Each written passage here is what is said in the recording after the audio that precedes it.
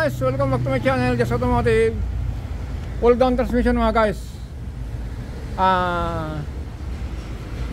Malakas yung makina pero wala daw hatak. Ibig sabihin mga guys, sliding. Kasi minsan na mga guys, maraming ano po rito, maraming naliligaw sa ganyan pananalita.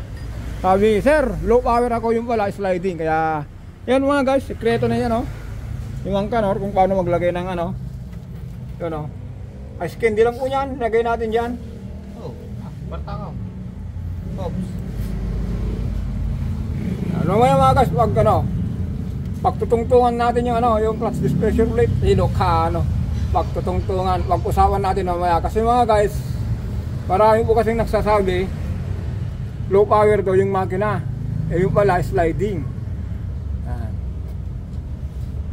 Ito yung ano, ito po yung ano natin dito. Technique ni Angkanor, oh, maglagay ng ano, ng gear oil. Para lang tayong ano, gumagawa ng yelo.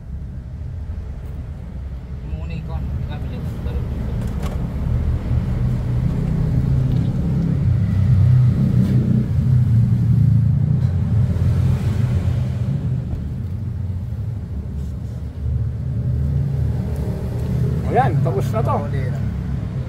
Tatlo na to mga guys. Tatlong yelo. O, diba, nakano na yan, pang-apat na to.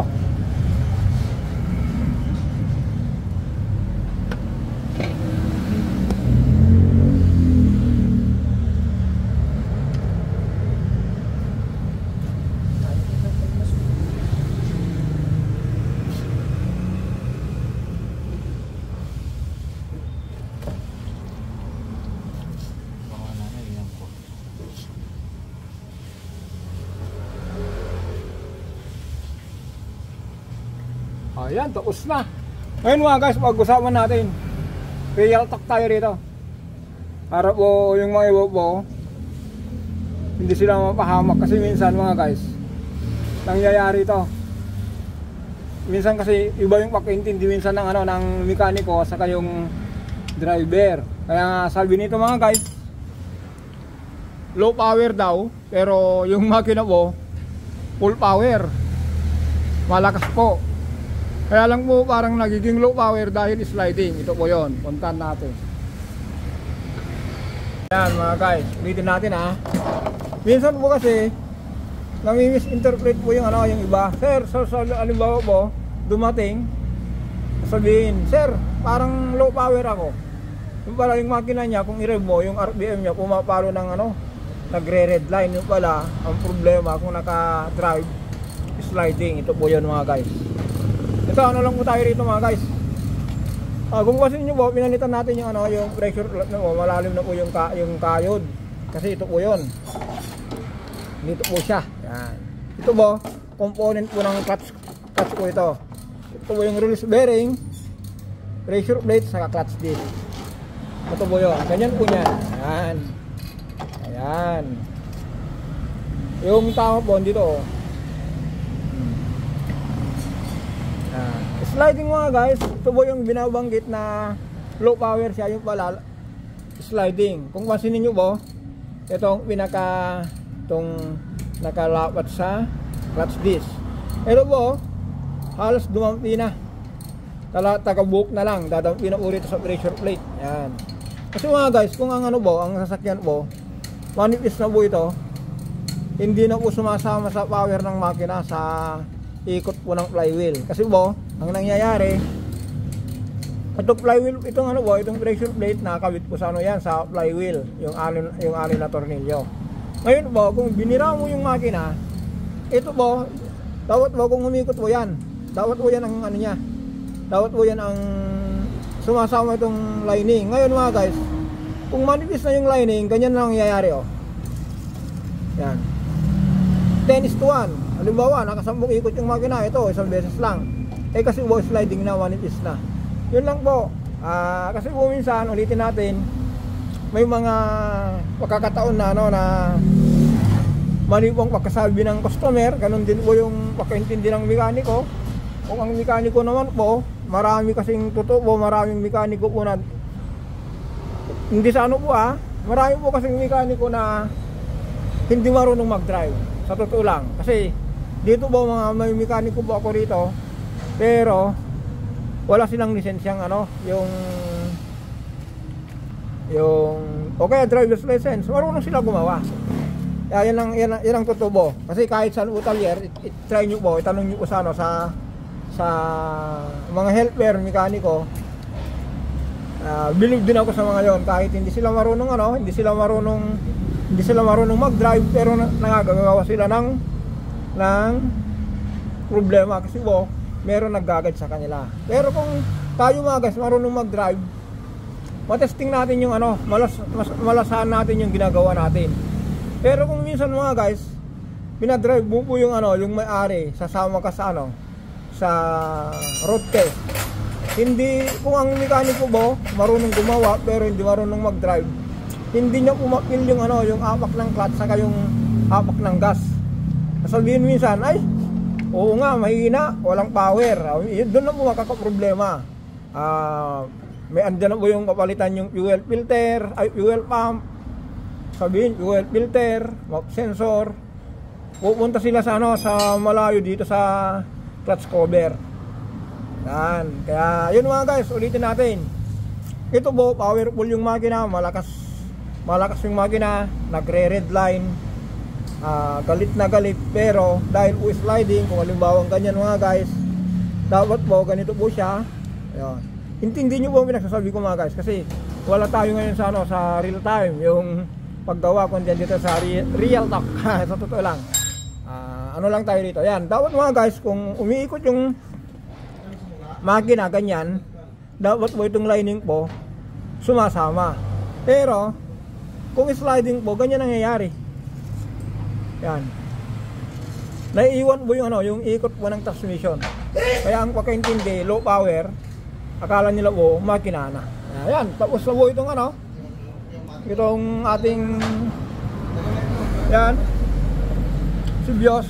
Ginawang lang natin yan, gamit lang tayo ng jack stand. Tapos ito lang ginamit natin, timing belt para mayangat yung transmission. Lalagay na yung mga wire at pupunta natin yung ito po mga guys, Bios po ito. Kung makita nyo po, parang matagal na hindi ginamit kasi po dahil sliding na binabanggit low power, yung pala sliding. Yun lang po. Ngayon mga guys, dahil tapos na po ito sa Toyota na to, punta naman tayo dun sa Altis. Ayan, yung Altis naman mga guys, kung pansinin nyo po, nakatikim na naman ng Karina. Biktima ni Karina. Ngayon mga guys, ang issue naman po ito, yung nyo po, yung radiator fan, maingay. Parang nagngungunya ng bakal, parang mixer. Yan, dito na naman tayo. Kaya ang ginawa natin mga guys, inabili natin yung nagpabili tayo ng motor para salpak natin dito. Taran, yan. Nalinis na po yung pan. Ito po yun, kasi mga guys, itong Altis na model na to, napaka po ito, ewan ko ba kung bakit ganito ginawa dito. Hindi mo matanggal po itong pinakabahay kung hindi mo kakalasin yung radiator.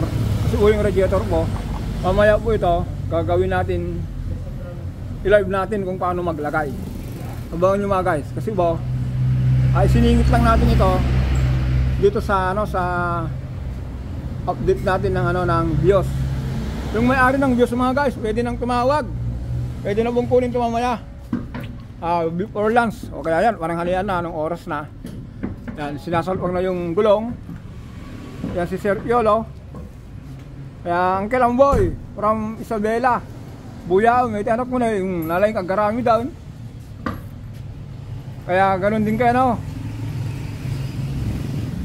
Anong pangalan yung ating kaibigan? Relica? Ayun, yun na. Kaya tignan mo si Piolo.